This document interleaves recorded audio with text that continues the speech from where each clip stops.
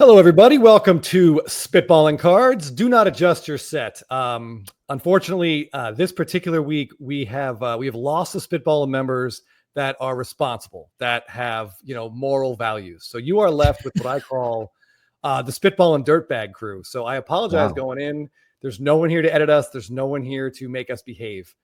So this should be a fun little episode here for you. I'm here with Phil the Thrill and Teapot, and we have the luxury of having one of our members actually be present at Fanatics Fest over the weekend. So we have some questions for Ty about how it went. So let's just get right into it. Teapot, who was the most famous athlete that you got to interact with over the weekend? I did not interact with any athletes. Oh. I saw CJ Stroud through like batting cages. I saw several athletes up on the stage, including they had Victor Wembanyama and Kevin Hart on the stage together.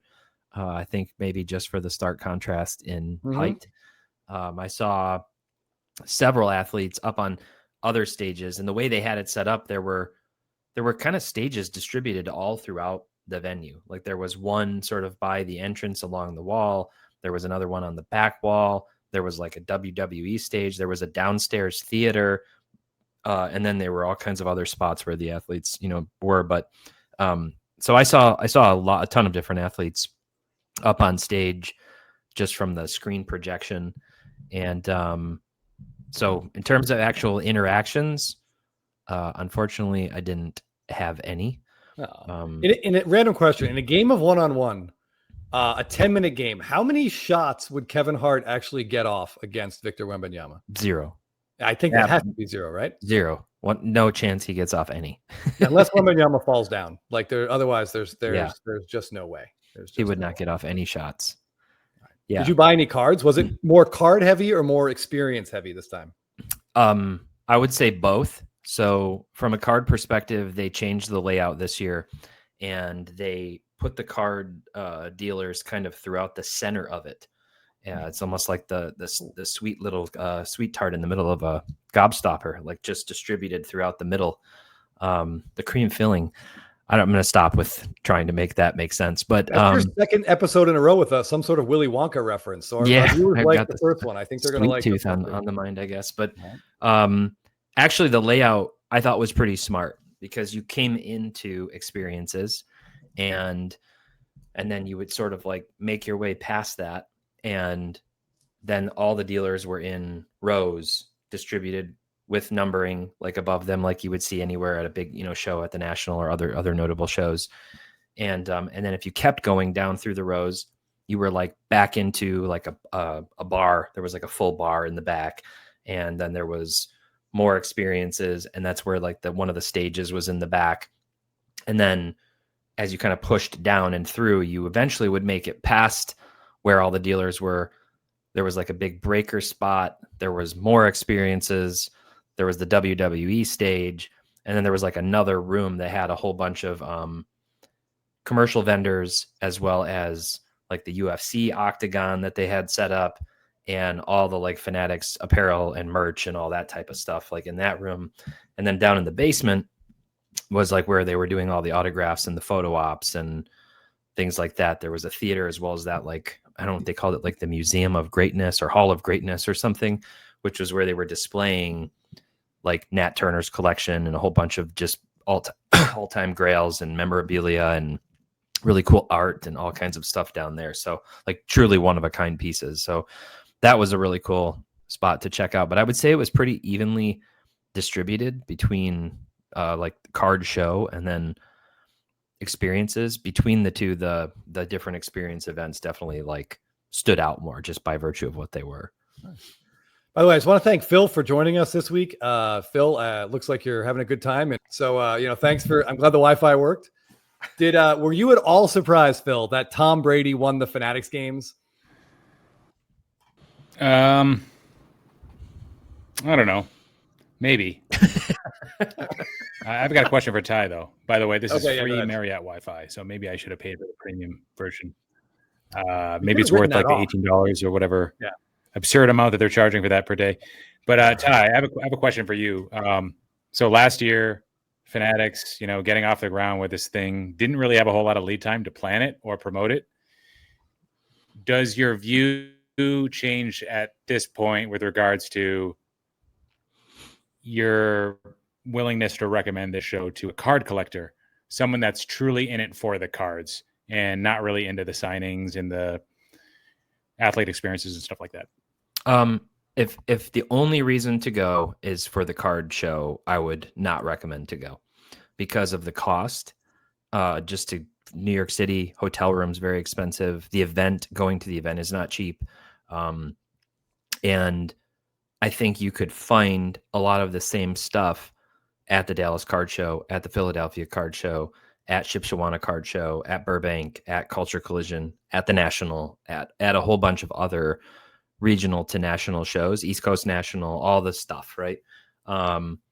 So that's not to say that there weren't some really cool cards there. Hardly any vintage. Like there were some vintage dealers and some dealers who had a little bit of everything. So there was some vintage, but predominantly ultra modern. It was some 90s, some really nice 90s stuff sprinkled in. I saw Kava cards there. He was set up and he had all of his usual 90s refractor fire all laid out nicely in showcases. Talked to him for quite a while. But just for the show, like just the cost and like getting into New York and dealing with the hassle of, taking taxis and Ubers, through traffic expensively and all that stuff, I wouldn't say to go. Now, if New York's your vibe and you like to go there and you want to have an excuse to go do that, then sure, make a trip of it and then, go to the show, because the show was good. I thought it was pretty good overall, in terms of like selection and what was there. All right. So I heard from some people who were there that they did see some amazing cards, but like generally, did you look for stuff and see what were dealers charging? Did the prices that you saw on stuff, did it seem reasonable, or was there sort of like a Fanatics Fest surcharge? There was mostly a pretty significant surcharge on most dealer booths. In fact, there was a purple Max Clark Bowman Chrome Auto PSA 10, and I looked it up in Market Movers. I think those were going for, I'd have to look it up again now. I want to say like they're going for like $600-700, something like that. And I asked the guy, like, what are you looking for on this? And because there was no sticker, and he like pulled it out and looked on the back and was like $1,500. I was like, just, and that could, it could just be that it was like the old price. It's so tough to tell, but like when that happens, I just feel caught. And like, I can't even really say anything about that because it's just so far over. It wasn't just like the most recent sale on the card. It was like the last 5 sales over the last year. So it's like that card hasn't been $1,500 since probably the first copy was graded, if ever. I don't know. So that was how a lot of tables were. Interestingly, though, I heard from almost every single dealer that they had amazing shows, like in terms of sales and buying, but sales especially. Everybody was like, this has been a really good show. Several dealers told me that they did sales comparable to what they do at the National. And they just said it was like it was fantastic for them. I don't know if that's because there were just people there with money burning a hole in their pocket who wanted to pick up a cool card or what. But from what I saw, there was a lot of stuff that was priced high and at like anywhere from 20 to 100% over comps, like on it, like that, that card. So I don't know. And sometimes when you find stuff that like somebody just bought last week on eBay and then they're marking it up 20%, like immediate, like the last comp on the card that sells all the time is their copy. There was a lot of that type of stuff too. It's like, well, that's fine. I mean, you can do that, but like, I could just wait too. And, if it's not something rare, and like just buy another one that pops up on eBay. So, do you know how much? There were a few fairly priced booths. Okay. I'll say that. Do you know how much a booth cost? Like what these dealers are paying to be there? Pretty expensive, especially when you compare it to like other regional shows. I want to say it was somewhere like $3,500 to set up a booth. That's for the whole show. Yeah, for the whole show. Yeah. Jeez. Yeah. Okay. Yeah, it's expensive. Jeez. I mean, like dealer overhead is probably pushing like $5,000 to be there. Yeah. Factor in travel and lodgings. I knew I had a friend who is a dealer who traveled and brought his 2 employees and, paid for their travel plus hotel rooms, plus his setup at the show. And he was into it for like 10 or 11K. Oh my God. Just to like be there. So, it's some people definitely had that situation. But then, I mean, there were people doing like every bit of 6 figures into, 200,000-300,000 in sales while they're there. So they're like, yeah, this was totally worth it. So I'm guessing there were a lot of like dollar boxes here for people to sift through. I honestly think I only saw 3 dealers with dollar boxes. It felt very much like being at the Dallas Card Show. I think I texted our group at one point, like, there's nobody on planet Earth who can convince me that downtowns and kabooms are rare, because every single booth was just downtowns and kabooms. Like 2 out of every 3 was just downtowns and kabooms with like maybe some other stuff sprinkled in, but mostly not, just downtowns and kabooms. So, okay, I'll pretend I know what that is. But it's just, that's what people go after in Panini stuff, basketball and football. And it's the hottest hot potato when it comes to card shows. It's pretty wild. And I did not see, Scott had asked me, to keep an eye out for any cool Ohtani rookies. And that was one of the things I had my eyes peeled for. I only saw 3 dealers with Shohei Ohtani rookie cards, and like nothing super noteworthy, like nothing. It was like Allen and Ginter, or, some like base rookie cards, maybe a Topps Chrome base, like very, very little. Wow. No Ohtani to be fact like anywhere. That's crazy. $3,200 for a table, and you don't bring any Ohtani to sell. That seems well, to me.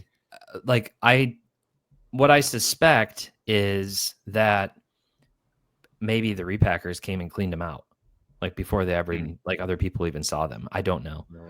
No. So I did have one guy tell me, I asked, like, I think I said something like, there's no Ohtani here. It's so surprising. And I think he actually said something like, oh, I had a few, but some guys like scooped them up. Like, he didn't say repackers, but he's just like, oh, some guys scooped them up. So that, I know that's kind of a thing at a lot of these shows now, is they'll like try to get early access, or like some of them are like set up with dealers. So they like get early access to the show floor so that they can get their booth set up. But really they just start like walking up and down the aisles going like, hey, I'll buy that at 100%, buy that. So yeah. Right. There were like hardly any Tom Brady cards too. Those were all like gone. All the Tom Brady's were gone. That's so weird. I didn't see a lot of Judges either. One guy had a black and a gold Bowman Chrome auto. But that was about it. Like, there wasn't a lot of Judge either. What were they asking on those 2? And there were no stickers on them. Oh, okay. So I'm sure. Yeah. Something absurd. Yeah. And one guy had the Topps paper black PSA 10 of Soto, Acuna, and Tatis all like lined up in the bottom of a showcase. That was pretty cool to see. Yeah. With Ohtani, when you brought that up, I was thinking like maybe he hasn't received the MVP bump yet. And maybe Judge has, but maybe neither of them have received the full MVP bump yet. So with Ohtani, he's clearly neck and neck with a bunch of other guys. With Judge, he's only got Cal Raleigh, who nobody believes will keep up his current pace, and then nobody else in sight. If you look down the WAR rankings, where Judge is currently close to 6, Fangraphs WAR in June, pretty crazy. But if no Judge cards were available, maybe people still expect a lot good to come from him, and it's just people's expectations. Doesn't mean it'll happen. But hey, one question for you, Ty. You had mentioned, or other people have mentioned, that went to the Fan Fest, that the show leveled up over the last year. Yeah. Now, to you, does this mean that you think that there'll be more fans turned into collectors as a result of the show being so successful and more highly attended? I think you and others had said like, well, Friday was as busy or busier than what Saturday was like last year. Do you think that there is that sort of cross-pollination happening, or that sort of transition where this show would make it more interesting for cards? There was no way you could miss the card show, like the dealers. Like there was just no way you could. They were like very central. So I'll avoid making any other edible analogies, but the show was like right in the middle of everything. So that was cool. And I do believe that there were quite a few people there who were primarily there for the experiences and for the athlete interactions and the autos. And they put cards at the forefront of everything there, like sort of like, I think kind of mixed it into the experience. Like you would see the card show, love it or hate it. There was no way you wouldn't hear the breaker arena type thing that they had set up, like kind of in between the two rooms. They had athletes doing stuff with cards, opening packs. And then, you know, the gold LeBron refractor rookie was one of the prizes for like the contest that they did with the athletes and the regular people. They had athletes buying cards and doing other things. They had, you know, Josh Roth sold his Jaden Daniels Prism Black 1/1 for $500,000 at trade night to the owner of the Washington Commanders. Whether or not that was organic or not, I don't know. But either way, I think the sale legitimately happened. And so that was like anybody who went up to trade night would have seen or heard that. I actually walked out right before it happened. I was up there and they were like announcing, calling the owner up on the stage. And I was like, I got to go back to my hotel. I'm exhausted. But I do think there were a lot of people exposed to it. I was there with like a little display stand trying to promote basically a new version of our sports card investor app that we have. It's like the free app that we have, whereas Market Movers is a paid subscription. The SCI app is free, and we've completely redesigned it and are getting ready to relaunch a new version.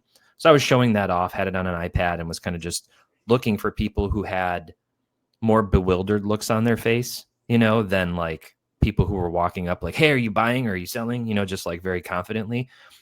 And when I showed the app to those people, they thought it was really cool. Like I would ask people like, hey, how long have you been in cards? Or do you do cards? And some people were like, no, I don't, or I did when I was a kid, or, you know, whatever. Like, I think it definitely exposed those people. Probably even more than that, I talked to people who just got back into the hobby within the last year.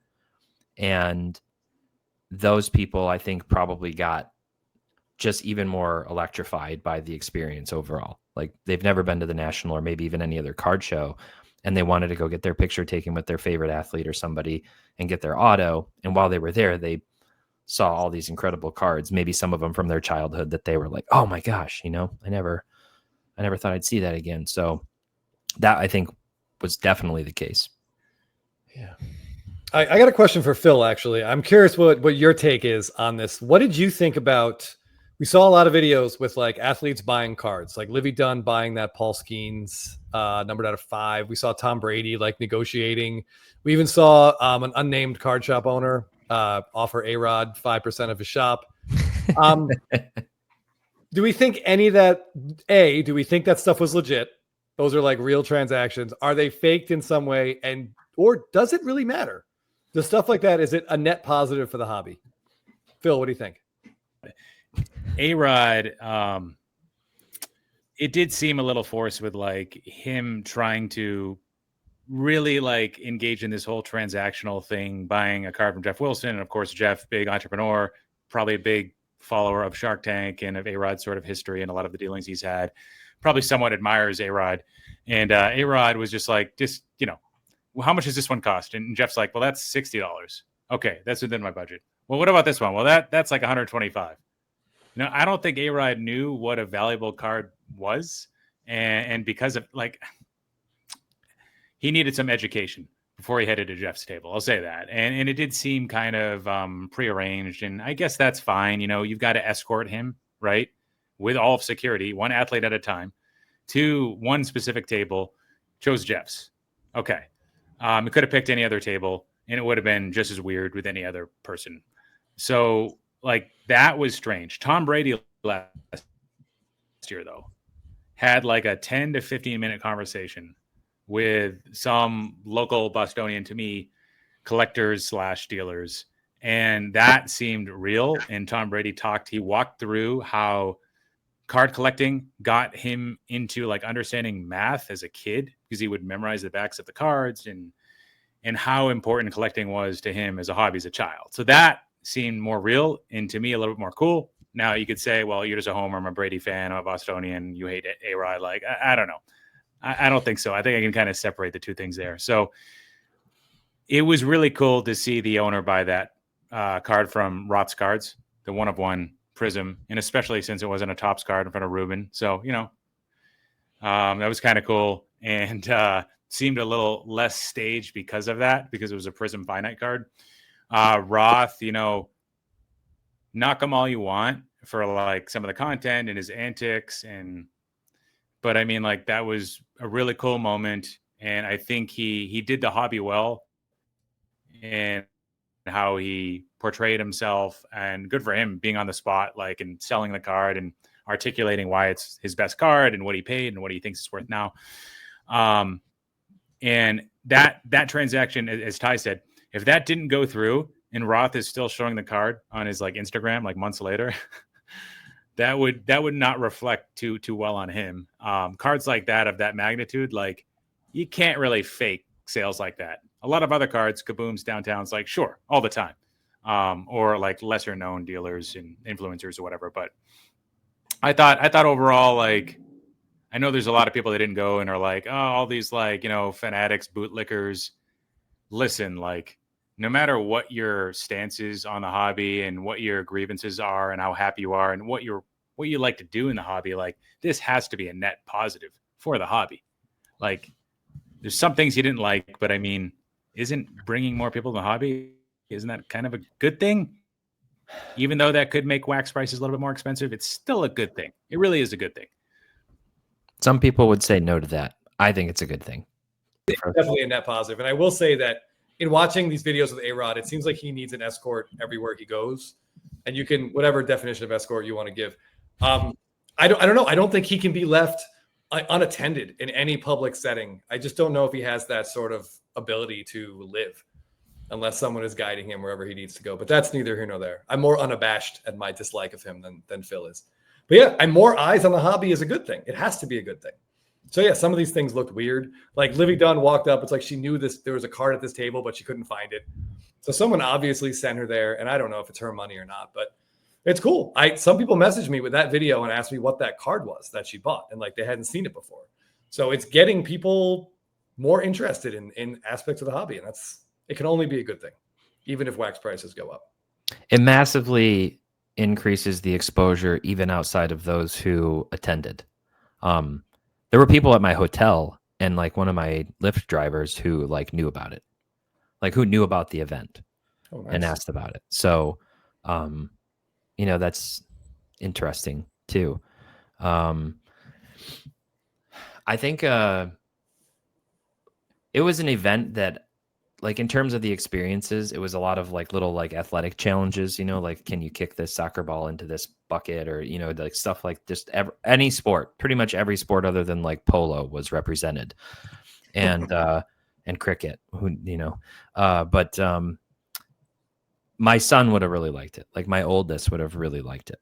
He would have it kind of made me go, man, I wish I could have brought Roman, because he would have absolutely had a blast just trying to see if he could like win the prizes and, do the different things.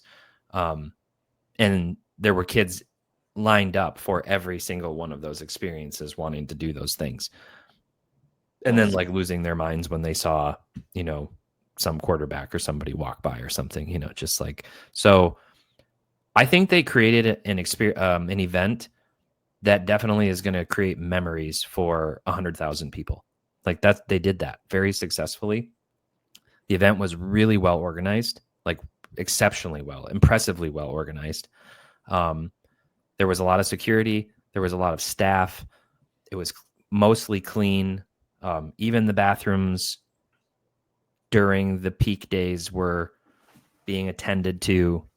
I'll still never understand the target or lack thereof of some people, men. I don't understand what happens in some of these places, but it was just a really like well done overall, in my opinion. The only thing that I heard, literally the only gripe I heard from anybody, was that the Cactus Jack boxes that they like did the random thing for, and like if you could, win a box, basically like an EQL, was when you went into the drawing, if you won one, it instantly charged your card. So you paid for it immediately. And so then when people went there, they had to wait like an hour and a half to 2 hours in line to get their box. And apparently it wasn't like that last year. So I don't know what the difference was, but in my mind, I was like, they had like security tied to your badge with like a NFC like thing or something in it that you would like tap to actually get in. So it wasn't just I have a badge and you can see it. No, like you had to tap your badge like to get into the show. I don't know why they wouldn't say like, hey, we just emailed you a QR code. Just have it ready when you're standing in line down where they were doing the autographs, and like line people up for a 2-hour window. Just like come down and get in line and just beep, beep, beep. Here's your box. Here's your box. Here's your box. Here's your box. Get out of here. Like, should have been very fast. That was like whatever happened there. That was a massive miss in terms of like distributing those different boxes that people won and paid for, and should have just been able to be handed to them immediately after they scanned the QR code. But that was the only gripe. Even the air conditioning was pretty good. Like the venue itself was just pretty nice overall. So I'll save my thoughts about New York City for another time and what my experience was like there. I got spit on and chased by like a crackhead. That was fun in broad daylight, but concrete jungle, where you can do all things. Let's not get political there. Just kidding. That's not where you're going, but that's just a human thing. Yeah. So obviously, after seeing this second annual show for Fanatics Fest, and me not witnessing it firsthand, but it's not directly competing with the National Sports Collecting Convention. But I think that both shows are in the summer, right? Both the shows require a pretty big like cash outlay to attend as a guest. So some folks might be finding themselves picking one over the other in the coming years, if not this year. If anything, I'm happy that this exists for competition, right? We talk about PSA a lot and how it would be great if there was like an actual competitor that was really pushing them to do better, be more consistent, lower prices, provide a better service across the board. I think if the National sees this and understands that logistically the show went off without a hitch, they need to fix their Wi-Fi and make sure that the air conditioner works. That's all they need to do, right? They don't need to do all of the same stuff. They don't need to spend $50 million to make this show work, or whatever they spent, maybe more. They just need to do the basics and make us happy. But honestly, I'm not saying this because I'm going to go to the Fan Fest next year or the year after that. I probably won't, but I'm getting a little tired. I've been to the last 5 nationals. It's the same thing over and over and over. This is the first year where I'm only going to go for one day because, it does take more than a full day to cover the entire show floor. I get it, but every day is kind of the same. It's the same thing over and over and over. And if you really like trade nights, and maybe there's different and more interesting trade nights where you can interact with more dealers, but if you're not into that and all the other events, I don't need to be at the show on the show floor for more than one day personally, but that's just my experiences. Curious if any commenters feel the same that go to the show, or any of you guys. Yeah, I was trying to decide of these two events, like which would I more likely want to attend. I feel like the National is more my speed. I'd rather see more cards and possibly more dealers, like the athletes, the famous people. Like I don't know. It's not that big a deal to me. But more cards, the idea that like I would just be strolling through Fanatics Fest, probably getting jostled by Tom Brady's security team when I'm trying to find like obscure Stadium Club autos in some guy's table that probably aren't even there. So I feel like the National for me is more my speed. But if I had kids, then Fanatics Fest would absolutely be. I think Jeff is afraid to really talk to his son about it or show him some of these videos, because he knows that the minute his son finds out about Fanatics Fest, he's going to have to take him like to one of these. Yeah. I Fanatics Fest seemed more like a father-son experience, especially if you have like a son who's into sports and is like somewhere 8 to 15. They're gonna be like, this is amazing. But I can definitely relate to what you're saying, Phil. Like, this will be my fifth national, sixth. I don't know. I lost track, but I love the national. I've only been there like for work, but I do get some of an opportunity to walk around when I'm there, and it definitely starts feeling a bit like deja vu when you're going from like one booth to the next. It just can feel a little bit repetitive. And the biggest challenge when you go to any card show, outside of, I would say, like local card shows, like smaller, 20 to 50 table card shows, but any regional show or larger, it's just the same stuff that everybody wants at every table. It's the most liquid stuff, and it's a lot of high-end stuff, and it's rare that you find more like niche collector stuff, or like something, if there's just something really unique that you like for your, even like the image variations and stuff, like you just don't see that at the shows. At the national, maybe you would, but if you do, it's going to be like last year. I bought a gold, gold foil 1/1 Freddie Freeman Stadium Club. I found that at a table, and it was ungraded, and so you can find stuff like that. You're not going to find any like tier 2 obscure athlete stuff, because like it's not worth it for the dealers to put it out and have it take up their showcase space. It's not going to move. Maybe one of them will move, but they're there to make, to sell cards and to make money. So if you're into that stuff, that's little more off the beaten path.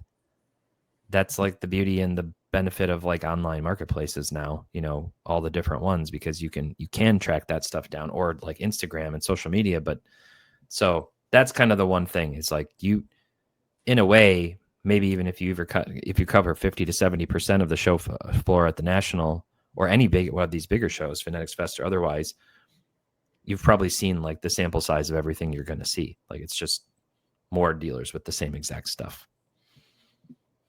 All right. Okay. Phil, anything to add? All right. Well, thank you, Ty, for that. It sounds like it was a pretty big, successful event, and I hope it just gets more eyes on the hobby. We got Topps Chrome releasing next month. Series 2 is out now. We know that product probably stinks, but at least there's Topps Blacks in it, so that's great. So yeah, hopefully this just gets more eyes on the hobby. More packs getting ripped, more cool singles hitting the secondary market. Anyway, guys, if you're interested in content like this, check us out. We have a Patreon. The link is in the description of this video. We put out more content there every week. We have chats in there and conversations. So it's kind of a fun spot to just get in there and talk about cards. And hey, it helps us. And we love chatting with you guys. So anyway, enjoy the rest of your week. Ty and Phil, see you guys later. See ya.